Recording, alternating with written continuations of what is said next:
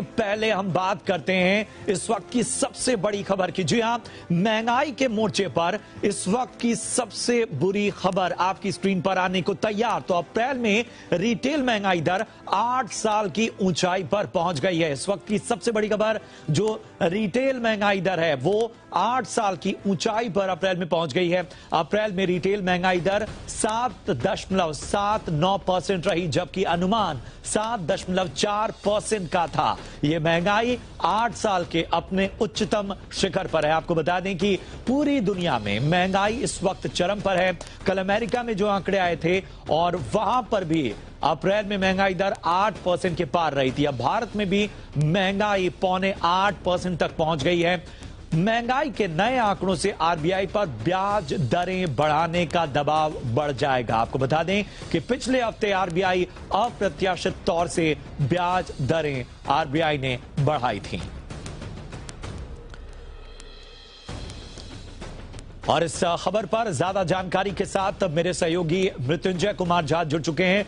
मृत्युंजय, 8 साल के उच्चतम शिखर पर महंगाई दर और कहीं ना कहीं ये अच्छे संकेत नहीं है। पिछली दफा जब आरबीआई की इमरजेंसी मीटिंग हुई और दरें बढ़ाने का ऐलान हुआ, अब जून में आंकड़े आने को हैं और इन सब के बीच जो साफ तौर पर निगाहें हैं वो ब्याज दरों पर और जिस तरह से महंगाई आउट ऑफ कंट्रोल हो रही है उसको लेकर बहुत सारे प्रश्न।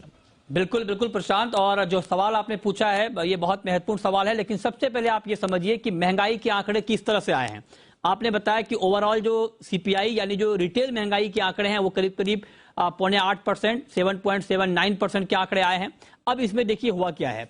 सब्जियों की महंगाई अप्रैल में 11.64% से बढ़कर 15.41% पर पहुंच गई है। मतलब सब्जियों की महंगाई बढ़ी है, वो इसलिए बढ़ी है क्योंकि डीजल के दाम बढ़ रहे हैं, सप्लाई कम हो रही है।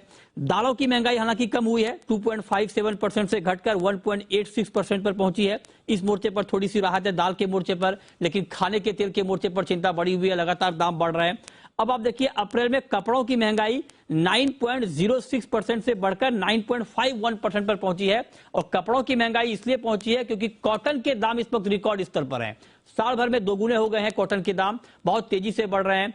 फूड इन्फ्लेशन जो अप्रैल के महीने में है अब वो 7.68% से बढ़कर 8.38%। और सबसे चौंकाने वाली या यूं कहें कि परेशान करने वाली बात प्रशांत ये भी है कि जो ग्रामीण महंगाई है, जो जहां पर औसत आमदनी बहुत कम है, ग्रामीण महंगाई भी बढ़ रही है। और ग्रामीण महंगाई 7.66% से बढ़कर 8.38% पर पहुंच गई है। तो महंगाई का ये डिटेल आंकड़ा है और जाहिर तौर पर ये चिंता की बात है क्योंकि 8 साल की सबसे ज्यादा महंगाई है। अब आपका सवाल यह है कि आगे इसमें क्या होगा।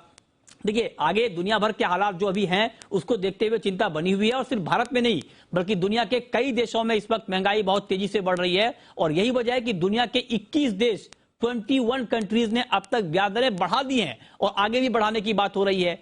अमेरिकी रिजर्व बैंक ने कल ही आपने देखा कि ब्याज दरें बढ़ाई। हमारे यहां भी दरें बढ़ी, आगे भी बढ़ने की संभावना है। दुनिया के और कई देशों में दरें बढ़ने की संभावना है। तो दरें बढ़ाना एक तरीका हो सकता है महंगाई को कम करने के लिए, लेकिन हाँ आरबीआई के ऊपर निश्चित तौर पर दबाव और ज्यादा है महंगाई को कम करने को लेकर के, और वहां पर भी ब्याज दरें बढ़ सकती हैं। लेकिन जो इस वक्त थोड़ी सी राहत की किरण दिख रही है, बेशक वो राहत पहुंचे या ना पहुंचे ये आने वाले वक्त में देखना होगा। एक तो ये कि जो एडिबल ऑयल को लेकर सबसे बड़ी चिंता है महंगाई के मोर्चे पर, वहां पर थोड़ी राहत हमें अगले 1-2 हफ्ते में मिल सकती है, क्योंकि कहा यह जा रहा है कि इंडोनेशिया बहुत लंबे वक्त तक पाम ऑयल के एक्सपोर्ट पर बैन लगाकर नहीं रख पाएगा।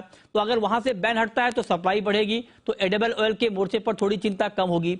रूस यूक्रेन के बीच अगर कुछ बातचीत हो जाती है, सुलह का रास्ता खुल जाता है, तो वहां से जो सप्लाई डिसरप्ट हुई है ग्लोबल मार्केट में, चाहे वो क्रूड ऑयल की हो, चाहे वो एडिबल ऑयल की हो, चाहे वो अनाज की हो, वहां से भी हमें राहत मिलेगी। तो ये राहत की किरण दिख रही है। सेंट्रल बैंक अपनी तरफ से कदम उठा रहे हैं, लेकिन निश्चित तौर पर यह वक्त महंगाई के लिहाज से बहुत चुनौतीपूर्ण वक्त है।